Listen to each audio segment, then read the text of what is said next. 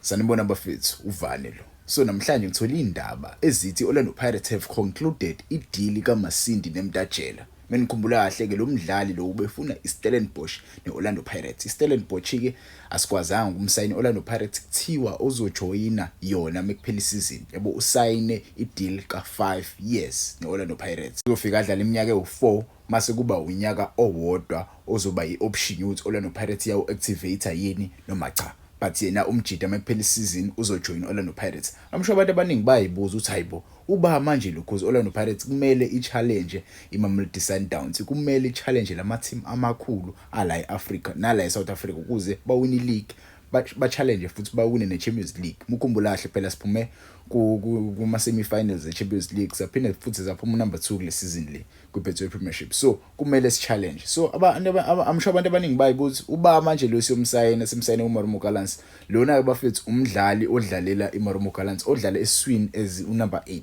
Mwase ubheka indlela adlala ngakhona lo mjida lo unama similarities as uTalent Mbatha, unama similarities amaningi noTalent Mbatha. Mwase ubheke i-hit map yakhe, i-hit map yakhe compared to i-hit map yaTalent Mbatha, uyabona ukuthi lama hit map acisha afana. Yabo yena ke akekho that much, but hit map yakhe iyakhombisa impela ukuthi umjida lo everywhere at the pitch. Uyayibona hit map yaMbatha, phela uMbatha uyakhombisa usedlala ama games amaningi this season, usedlala even eAfrica. Yabo usedlala eAfrica mfethu umjida wadlala ama competition amaningi. Hit map yakhe mfethu umjida questionable hit map, but ke mwase ubheka average ratings wabo yabo bacishe bafana. iYambatha ayu7.8, eyakhe umjida ayu7.7. So bacishe balingane ama rating babo majida. I'm not comparing these players based on their ratings. Indlela abadlala ngakhona badlala the same position. Yabo njengoba bedlala the same position, uTalent Mbatha kule season usedlale more games than this guy. So i-hit map yakhe obviously izoba red everywhere because he has played more games than lo mjida lo. Yabo so taking him to Orlando Pirates ngaba into enhle kakhulu because singathola i-competition. We need the competition kuOrlando Pirates. Simdingi nje umdlalo ozovela ahlale ebenchini. Yabo we don't need a player ozovela nje ahlale ebenchini angenzi lutho angisizi ngalutho Orlando Pirates. Yabo take it as uRaseboja wafika uPirates. I didn't see much of uRaseboja, maybe akayitholanga i-game time abayidinga. Yabo because Orlando Pirates yamqalisa uRaseboja isaqala isizini, he was given amathuba. Yes, I feel like khona umuntu owasho ukuthi angadlalisa because ngikhumbula mina the last time ngimbona uRaseboja eqala igame it was against iMagis, sidlala neMagis. Yabo ngagcina lapho ukumbona mina uRaseboja eqala igame seshawa iMagis, mfethu iMagis ishaya ngo3-2 sesiphuma ukale knockout. So siyabadinga abadlali abazomchallenge uTalent Mbatha. Yabo lo mjida udlalisa okwakhe uTalent Mbatha, so lapha eswini singakwazi ukudominate kakhulu mesoba nabadlali because uTalent Mbatha na unawo ukulimala sidingo singekho, vele umthole silimele noma uthola uTalent Mbatha sekhathele sekumele simshintshe sekenafu. Yabo ngiyathanda ngoba usekhona umjida uzohlala 4 years. There is another player futhi oqhuma ku development uSelepe. Yabo uSelepe is another player ozofaka competition kule position leya. Yabo so kuningi esokubona ngempela isise Orlando Pirates baqinisa right now. Njengoba nizwile nje indaba zokuthi uyahamba equal team nangokumdlali ozoba ingxenye yesiso esizoqiniswa lapha. Yabo umunye wabadlali lo. I'm not saying uzokwazi ukuzivala isikhala sami equal team because uMichael Team udlala enye position. I think he's a deep 6 uMichael Team, same as uMakehleni Makaula. So we need another deep 6. Ngizwile to Orlando Pirates ihambile yokhuluma no number 6. Mase ubheke la number 6 lo udlala iStelis. Number 6 lo udlala iStelis uSihle Nduli udlala le iposition ecishe ifane naMakehleni Makaula. Actually iposition efanayo naMakehleni Makaula. Into engithanda ngalo mjida ke mina ngokwami, into engithanda ngaye une height, uzokwazi ukusiza kulamabhola amba phezulu.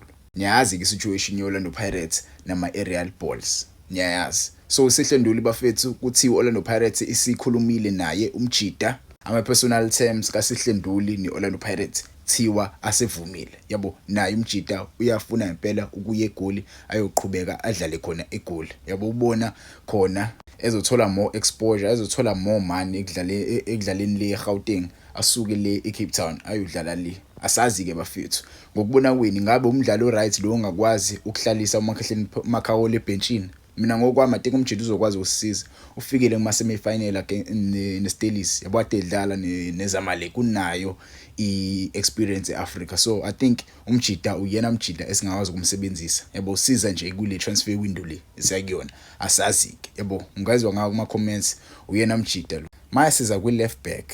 I-left back bafethu edlalela iRichards Bay. Thiwe Orlando Pirates namhlanje isiconclude i-deal. Yabo but ke ayikakabi official but ku conclude i-deal noNkosikhona Ndaba. uNkosikhona Ndaba i-left back leli elidlalela iRichards Bay FC. I-left back leli bafethu abantu abaningi I'm sure abalijwayele ukulibuka. Yes, I'm sure abantu abaningi bebezofuna mhlawumbe umdlalo njengoFawaz Basadini but ke to be honest ukuthola umdlalo njengoFawaz Basadini ngaba nzima kakhulu because uma usubheka ubudlelwane beMamelodi Sundowns neStelis right now buhigh kakhulu. Njengoba buhigh iMamelodi Sundowns ifuna i-left back. Njengoba ifuna i-left back iyodlala kwi-Club World Cup. uFawaz Basadini is the only best left back ekhona la eSouth Africa. Yabo udlala isho kuBafana Bafana. So Fawaz Basadini is likely to join iMamelodi Sundowns soon. Yabo bayodlala le kwi-Club World Cup. So mina yabo Orlando Pirates ngiyibona kungcono ilande yena lo mfana lo. Lo mfana lo usamncane bafethu usana 22 years old. Dlalela Richards Bay FC uNkosikhona Ndaba. Angaba i-additional right lapha ku Orlando Pirates because uMayele uyahamba nje uMayele ehamba nje sidinga umdlali ozoba khona uzovala lesa sikhala. Ngokwakho ungangitshela ama comments iyiphi left back ongayi suggest. Yabo which left back do you suggest? Umjida offensively uyakwazi uku-attacker, defensively ustrong uyakwazi ukudefend. Yabo ama left backs vele siyashoda ngama left back uMayela bese singamsebenzisi kakhulu. So ukuthola uNkosikhona Ndaba uyena umdlali mhlawumbe ongazama ukusisiza. Asazi kodwa ngokwakho are these signings a potential esingewenza angakwazi ukusisiza mase siya le Africa. Angakwazi ukusisiza challenge iMamelodi Sundowns because I feel like we are just making signings nje. Yabo azovala lezo ikhala zalabantu abaphumayo nabo ade bengadlali. Yabo but ke angazi ngezwe ngawo but mina for me lo mdlali lo udlala eCenter uMasindi I feel like lo mjida lo uzoba i-starter iOrlando Pirates. I feel like kuzoqala uMasindi. I feel like yena we will see him more than laba abanye.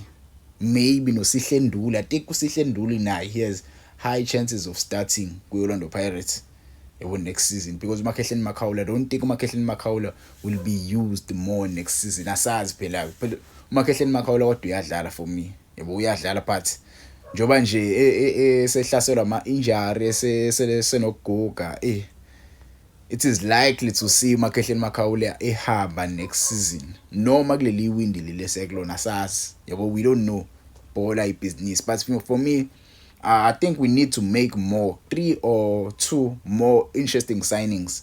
Yabo so wazi kahle ukuthi okay lo mjida lo nje asimsayinile uyena esizothembela kuyena. Yabo asikwazi vele sisayina abadlali abawu8. So sayina abadlali abawu8 akho isho quality eyodwa kulo badlali. Doesn't make sense. We need to sign players esiwazi kahle ukuthi okay njengoba ngimsayina lo une quality kanje uzosisiza kanje. Yabo kumele sisayine umdlali ozokwazi ukuhlalisa uNkota ebenchini. Sisayine umdlali ozokwazi ukuhlalisa uMvukenge ebenchini. Sisayine umdlali ozokwazi ukuhlalisa uMahopa ebenchini. Sisayine umdlali ozokwazi ukuhlalisa uSipho Chain ebenchini. Yabo abadlali abakanjalo. We cannot sign umdlali ozovela ahlala ebenchini nje kuphela. But ke angazi ngezwe ngani bafethu nizizwa kanjani ngalo ma signings? Are they good enough for Orlando Pirates or we need to do better yabo ku transfer market to go and look for other players? For me there's a 50-50 chance ukuthi labajida laba bangcono. Yabo because mukhumbula kahle phela kwi-window siphuma kulona asisayinanga umuntu. Kube mhlawumbe sayazama ukusayina abantu kwakuzoba ngcono. Kube mhlawumbe sayazama ukuthola iwinger. Right now I think we need like 2 wingers, maybe 1 defender. Yebo maybe 1 defender. Asinali winger elizoshintshisana noMfukeng, asinali winger elizoshintshisana noNkota. So we need ama winger. Yabo asazi noma uzobuya noGilberto because I heard ukuthi uGilberto ngenzeka angabuyi. Yabo Gilberto is likely to come back to Orlando Pirates. So it's a tricky situation but ke bafethu ngezwe ngani kuma comments, are these signings good or bad signings for Orlando Pirates? Yabo I'm sure abanye bena babazi phela labadlali labo. Nibona seka announce nje ukuthi hayibo ubani ke manje lo. Yabo even noLibito Many people didn't know uLebitso ukuthi kumdlalo kanjani.